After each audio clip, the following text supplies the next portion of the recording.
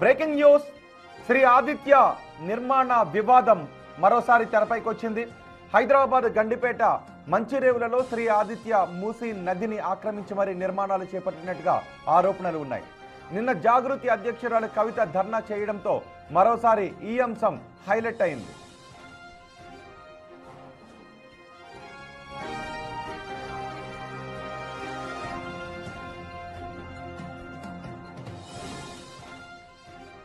BRS ప్రభుత్వంలోనే ఈ నిర్మాణాలకు అనుమతులు ఇచ్చారు అని, తర్వాత కాంగ్రెస్ ప్రభుత్వం వచ్చాక తిరిగి అనుమతులు ఇచ్చారు అన్నది కవిత చేస్తున్న ప్రధాన ఆరోపణ. అయితే ఈ అంశంపై హైడ్రా కమిషనర్ రంగనాథ్ క్లారిటీ ఇచ్చారు. నాడు బీఆర్ఎస్ చేసిన రద్దును కాంగ్రెస్ ప్రభుత్వం సైతం కొనసాగించిందని చెప్పారు. అంతేకాకుండా అనుమతులు రద్దు చేసి హైకోర్టు సైతం ఇరిగేషన్ రెవెన్యూ అధికారులను పర్యవేక్షించమని ఆదేశించిందని, మూసీలో ఆదిత్య తాము నిర్మించిన రిటైనింగ్ వాల్ తొలగించినట్లుగా అధికారులు కోర్టుకు నివేదికలు ఇచ్చారు అని చెప్పారు ఆయన. దీంతో ఆదిత్య బిల్డర్ల అనుమతులను హైకోర్టే పునరుద్ధరించినట్లు హైడ్రా చెబుతోంది.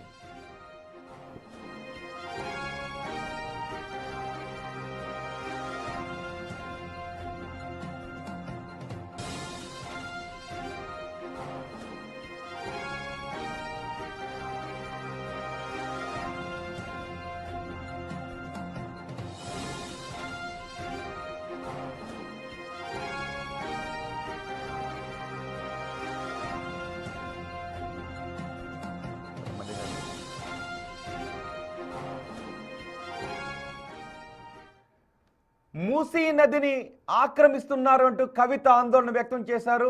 ఇది శ్రీ ఆదిత్య నిర్మాణ వివాదం ఇప్పుడు మరోసారి తెరపైకి వచ్చింది.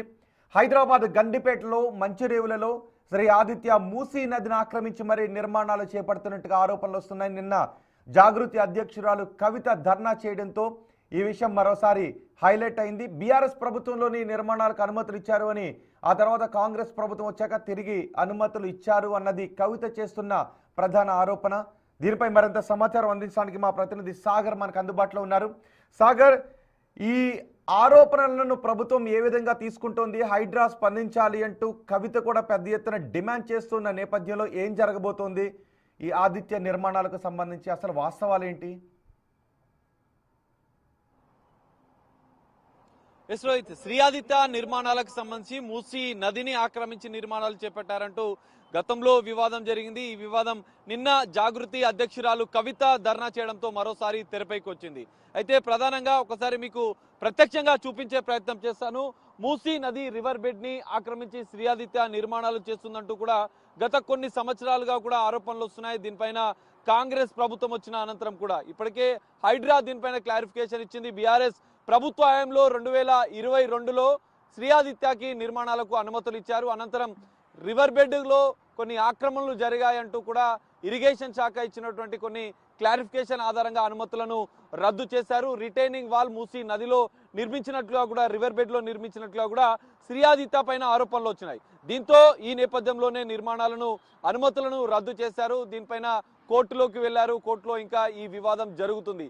కాంగ్రెస్ ప్రభుత్వం అధికారంలోకి వచ్చినాక కూడా అనుమతులను రద్దు కొనసాగింది. అనంతరం కోర్టు నుంచి అనుమతులు తీసుకున్నట్లుగా కూడా నిన్న హైడ్రా క్లారిఫికేషన్ ఇచ్చింది.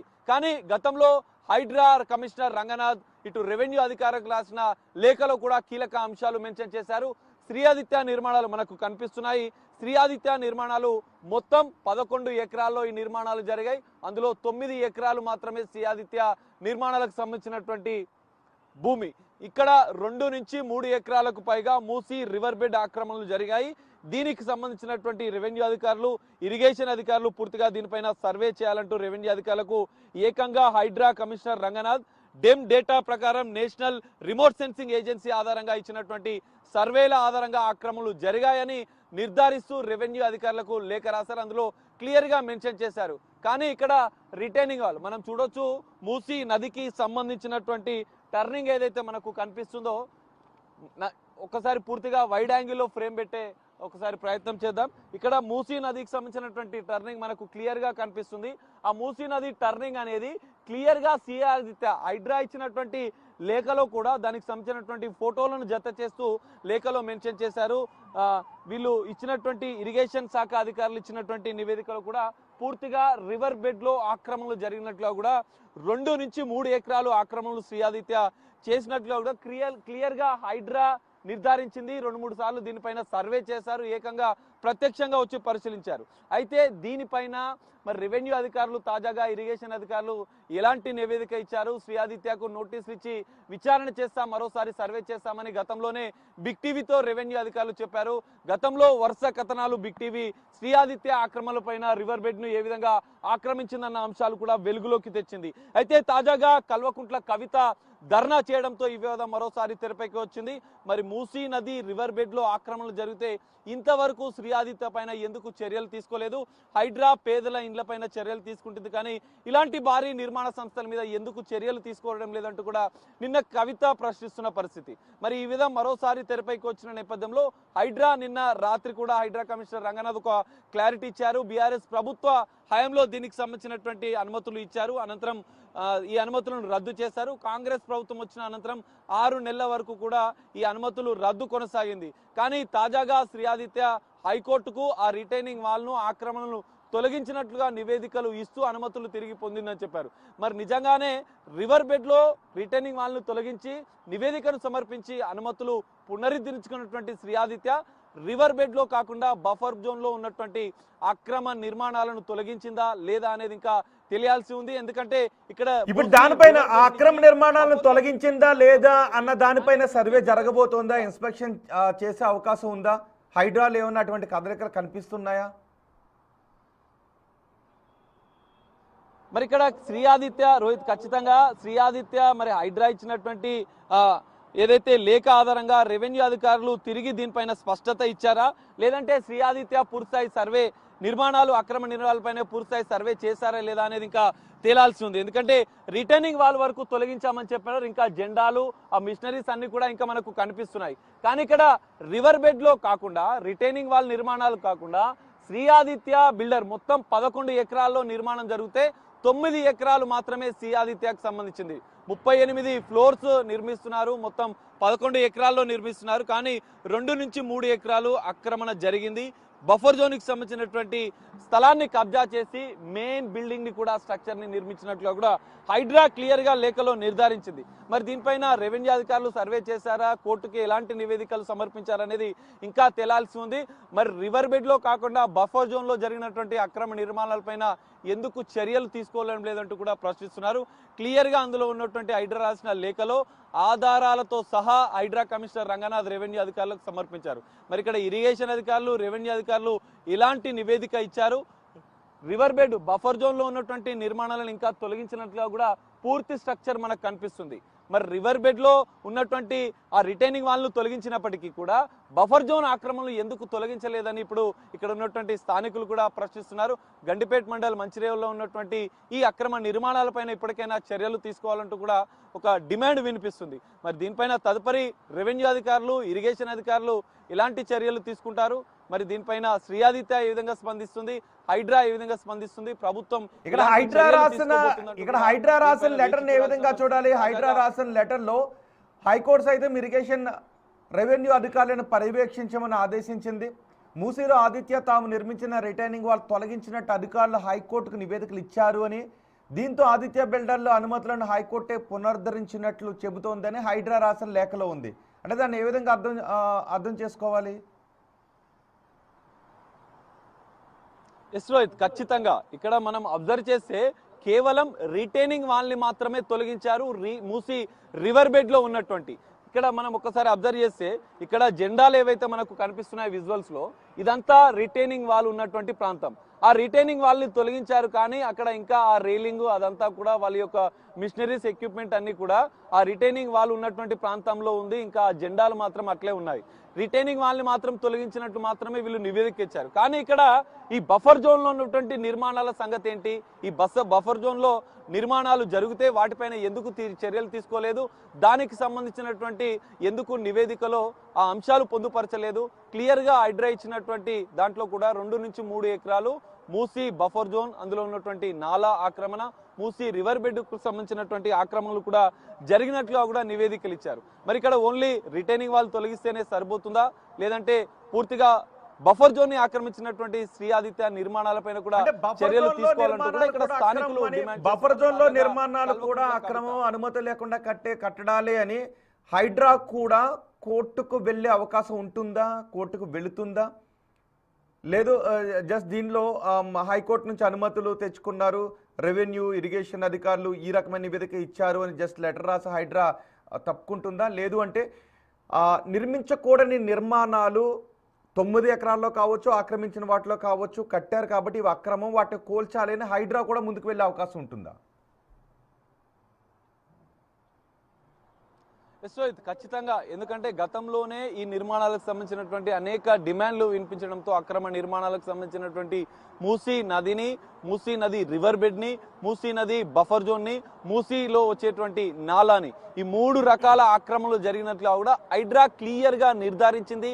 దానికి సంబంధించినటువంటి ఆధారాలతో సహా టోపో షీట్లు, డెమ్ ఇచ్చినటువంటి డెమ్ డేటా ఆధారంగా నేషనల్ రిమోట్ సెన్సింగ్ ఏజెన్సీ ద్వారా వచ్చినటువంటి నివేదికలతో పాటుగా ఆ ఫోటోలను కూడా జత చేస్తూ ఆధారాలతో రెవెన్యూ ఇరిగేషన్ అధికారులకు లేఖ రాశారు. అందులో క్లియర్గా 2 నుంచి 3 ఎకరాల వరకు మూసీ నదిని ఆక్రమించి శ్రీ ఆదిత్య నిర్మాణాలు చేపట్టినట్లుగా కూడా అందులో క్లియర్గా మెన్షన్ చేశారు. మరి దీనికి సంబంధించినటువంటి తాజాగా రెవెన్యూ అధికారులు నివేదిక ఇచ్చినట్లుగా కూడా చెప్తున్నారు.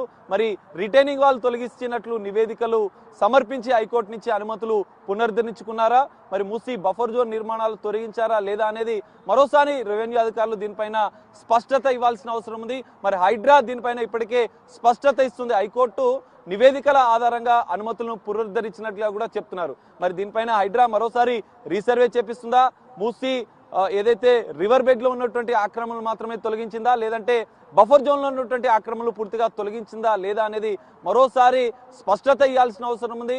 మరి బఫర్ జోన్ లో తొలగించినట్లయితే దానిపైన కూడా తదుపరి చర్యలు హైడ్రా తీసుకోవాల్సిన అవసరం కనిపిస్తుంది. ఇదే డిమాండ్ స్థానికులు కోరుతున్నారు. సాగర్, అసలు ఇరిగేషన్ రెవెన్యూ అధికారులు ఏం చెప్తున్నారు? ఇటు శ్రీ ఆదిత్య మేనేజ్మెంట్ ఏమైనా స్పందించిందా?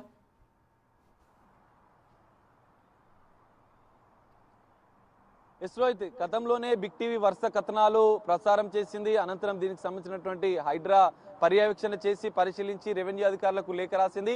రెవెన్యూ అధికారులు కూడా తదుపరి నోటీసులు ఇచ్చి దీనిపైన మరోసారి రీసర్వే చేయబోతున్నామని బిగ్ టీవీతో రెవెన్యూ అధికారులు మాట్లాడారు. మరి రెవెన్యూ అధికారులు రీసర్వే చేశారా లేదంటే రిటర్నింగ్ వాళ్ళు తొలగించినట్లు నివేదికలు సమర్పించి శ్రీ ఆదిత్య హైకోర్టు నుంచి అనుమతులను పునరుద్ధరించుకున్నట్లుగా కూడా తెలుస్తుంది. దీనిపైనే కవిత ధర్నా చేసింది. పూర్తి స్థాయిలో ఒక్కటేనా అక్కడ అక్రమం? మిగిలిన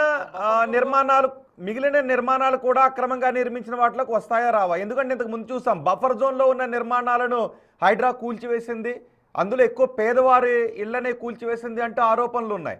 సో ఇప్పుడు ఇక్కడ రిటైనింగ్ వాల్ మాత్రమే అక్రమమా, బఫర్ జోన్లో నిర్మించకూడని ఏరియాలో అది శ్రీ ఆదిత్య కొనుక్కున్న స్థలమైనా కావచ్చు, ఒకవేళ దానిలో కూడా నిర్మించకూడదు, బఫర్ జోన్లో ఉంది అని అంటే నిర్మించకూడదు అంటే ఖచ్చితంగా అక్కడ ఎటువంటి నిర్మాణాలు జరగకూడదు.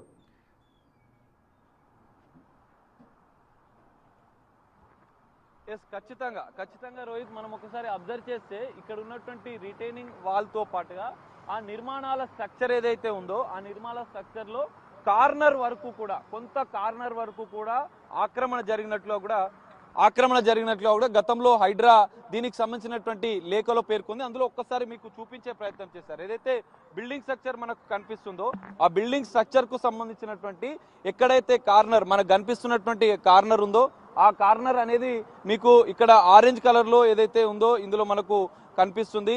ఆరెంజ్ కలర్ లో మూసీ బఫర్ జోన్ ఆక్రమణ జరిగినట్లుగా కూడా మనకు బిల్డింగ్ స్ట్రక్చర్ లో one of the corner point పూర్తిగా ఇక్కడ ఆక్రమణలు జరిగినట్లుగా కూడా క్లియర్ గా హైడ్రా ఇచ్చినటువంటి దాంట్లోనే మెన్షన్ చేశారు. సో ఇక్కడ ఉన్నటువంటి ఈ కార్నర్ ఏదైతే మనకు కనిపిస్తుందో కెమెరామెన్ చూపించే ప్రయత్నం చేస్తారు.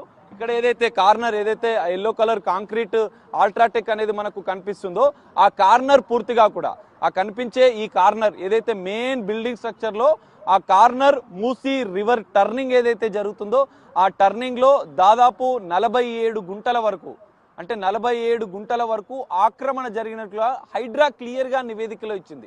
మరి ఇక్కడ రిటైనింగ్ వాల్ మాత్రమే తొలగించి నివేదికలు సమర్పించి ఇక్కడ శ్రీ ఆదిత్య ఈ అనుమతులను పునరుద్ధరింపజేసుకుందా, మరి మూసీ బఫర్ జోన్ లో ఉన్నటువంటి ఆక్రమణను తొలగించకుండా ఆరెంజ్ కలర్ లో కనిపిస్తున్న నిర్మాణాన్ని, ఆ మ్యాప్ లో ఆరెంజ్ కలర్ లో కనిపిస్తున్న నిర్మాణం అంతా అక్రమం, దాన్ని కూల్చాల్సిన అవసరం ఉంది అనేదేనా ఇప్పుడు జాగృతి అధ్యక్షురాలు కవిత చెప్తున్నమాట?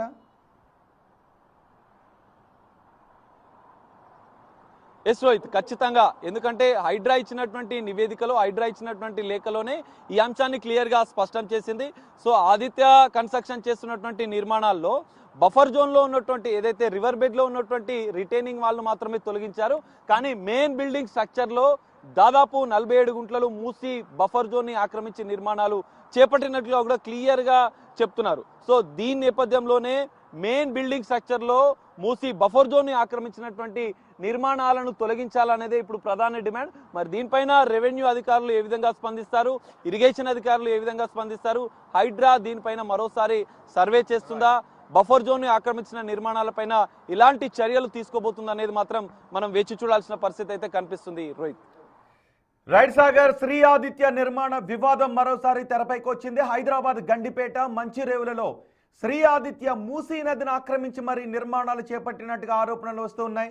నిన్న జాగృతి అధ్యక్షురాలు కవిత ధర్నా చేయడంతో ఈ అంశం మరోసారి హైలైట్ అయింది. అక్కడ రిటైనింగ్ వాళ్ళు మాత్రమే కాదు, ఆ ప్రధాన నిర్మాణాలు కూడా బఫర్ జోన్లో నిర్మించారు. అవన్నీ అక్రమ నిర్మాణాలు.